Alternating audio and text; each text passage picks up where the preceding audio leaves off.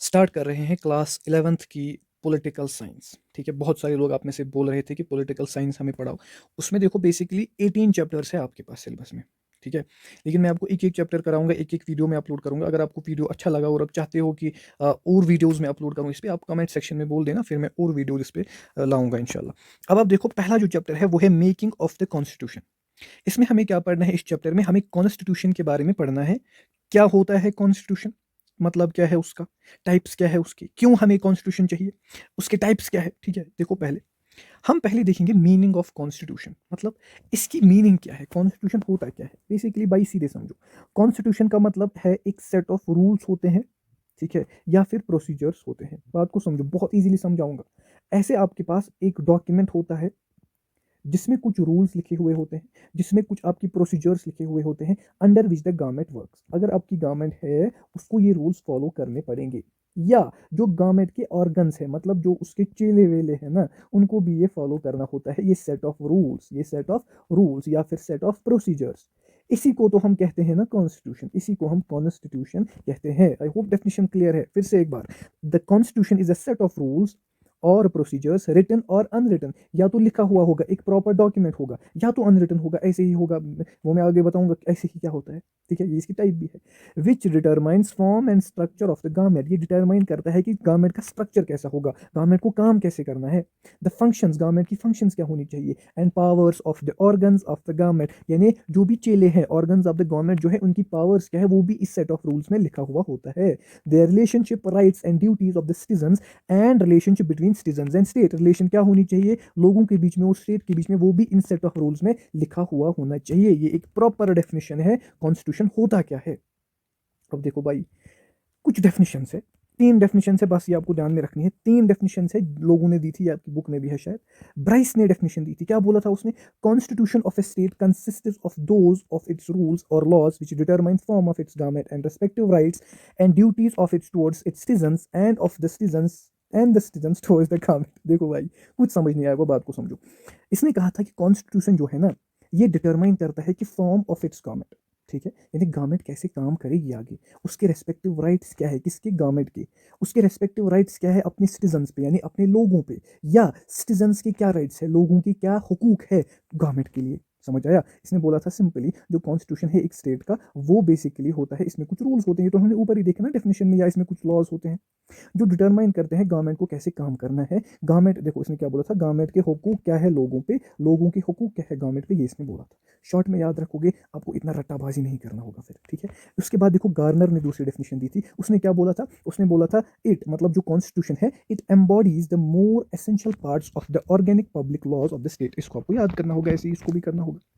ठीक है, इसने क्या बोला था? जो कॉन्स्टिट्यूशन है, ये आपको एम्बॉडी करता है मोर essential parts of the organic public law of the state. समझो इसने क्या बोला था। जो गार्नर है, इसने क्या बोला था, देखो अगर आप सिंपल ये मत देखो, आप इसमें कंफ्यूजन होगा। आप देखो सिंपल, इसने यही बोला था। अगर आप मतलब डेफिनेशन ही में लिखो ना, यहाँ पर लिखा है organic public law of the state, ये आपको शायद समझ नहीं आया होगा, ये मैं थोड़ा बहुत यहाँ पर लिख लेता हूँ। ऑर्गेनिक लॉ पता है क्या होता है? बेसिकली इसने बोला था कॉन्स्टिट्यूशन जो है वो एक ऑर्गेनिक लॉ है। लेकिन आपने नहीं सुना है ये ऑर्गेनिक लॉ। ऑर्गेनिक लॉ क्या होता है? ये एक ऐसा लॉ होता है that forms the foundation of government, यानी जो गवर्नमेंट है उसकी बुनियाद ही यही है कॉन्स्टिट्यूशन। इसीलिए इसने ऑर्गेनिक लॉ इसको बोला था। आपको समझ आया? Foundation of a government. अब समझो, मतलब जो गार्नर था उसने क्या बोला था, ध्यान से समझना। इसने बोला था it embodies the more essential parts of the organic public law of the state. मतलब शॉर्ट में इसका क्या कहना था कि जो कॉन्स्टिट्यूशन है ये एक ऑर्गेनिक लॉ है। ऑर्गेनिक लॉ मतलब ये बेसिक होता है, law that forms the foundation, यानी ये गवर्नमेंट की बुनियाद होती है।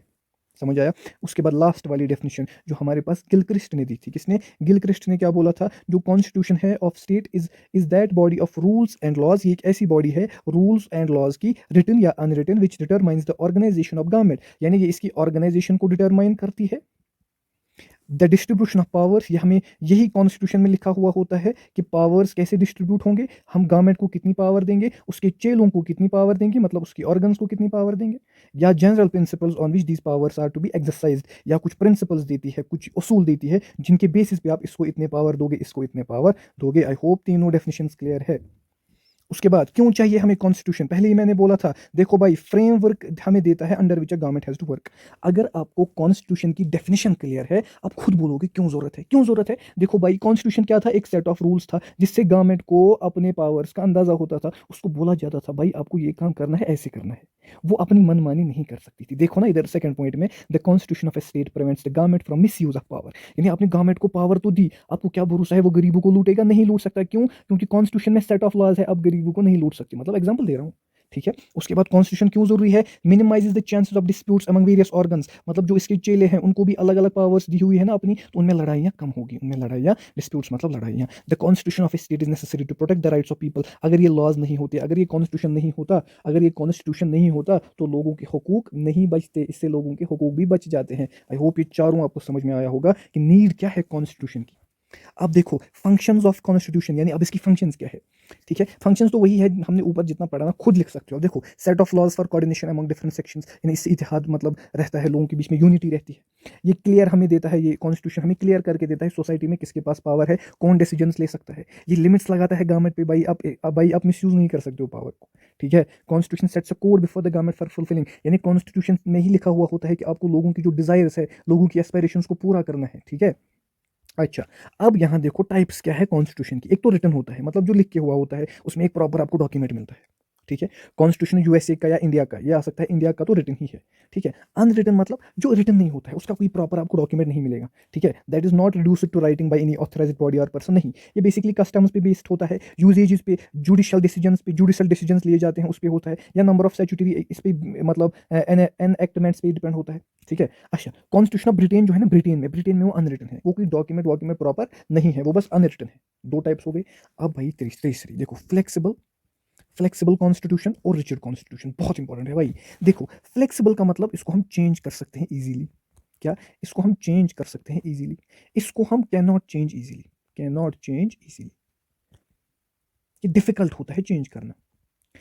दो तो हो गए थे, रिटन और अनरिटन, आपको समझ आया, लिख के होगा ये नहीं लिख के होगा। Example USA India, example Britain. अब देखो फ्लेक्सिबल में क्या होता है, इसको हम चेंज कर सकते हैं इजीली। अब कोई बता सकता है इसके फायदे क्या है, मैं बताऊंगा।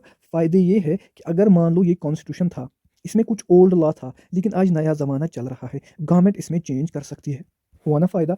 लेकिन इसमें फायदा क्या है, can not change easily. Sir मान लो इसमें कोई लॉ था जो गरीबों को अपने हुकूक देता था, कोई आया गवर्नमेंट, उसने बोला मैं इसको चेंज करूंगी, तो नहीं कर सकता, मतलब लोगों का फायदा हो गया, मतलब मेरिट हो गई, मतलब एडवांटेज हो गया।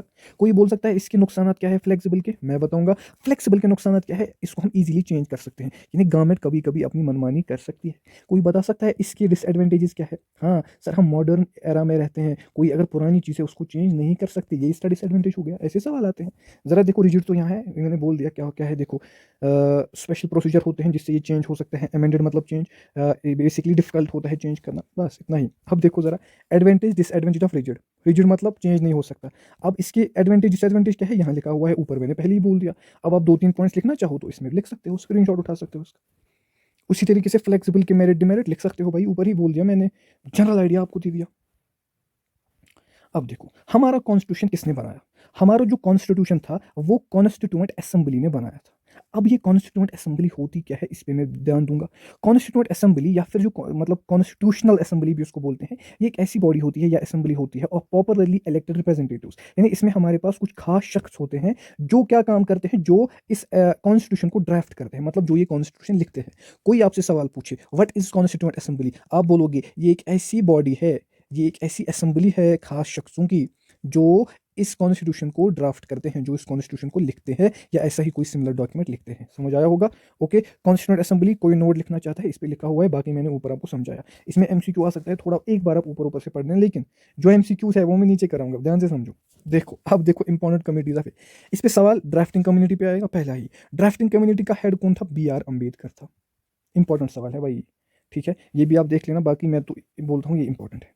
ओके, ऑब्जेक्टिव रेजोल्यूशन ऑफ 1946, देखो भाई हुआ क्या था। बेसिकली जब 1946 में हमारे पास कॉन्स्टिट्यूशन बनाना था ना, हमारे पास क्या था, हमने क्या किया, हमने कुछ कॉन्सेप्ट दिए, हमने कुछ रूल्स दिए जिससे हम ये कॉन्स्टिट्यूशन बनाएंगे। ऐसे ही थोड़ी बनाएंगे, ऐसे ही थोड़ी हम सेट ऑफ रूल्स कुछ लिख देंगे पेपर पे, डॉक्यूमेंट पे, ऐसे नहीं होता ना।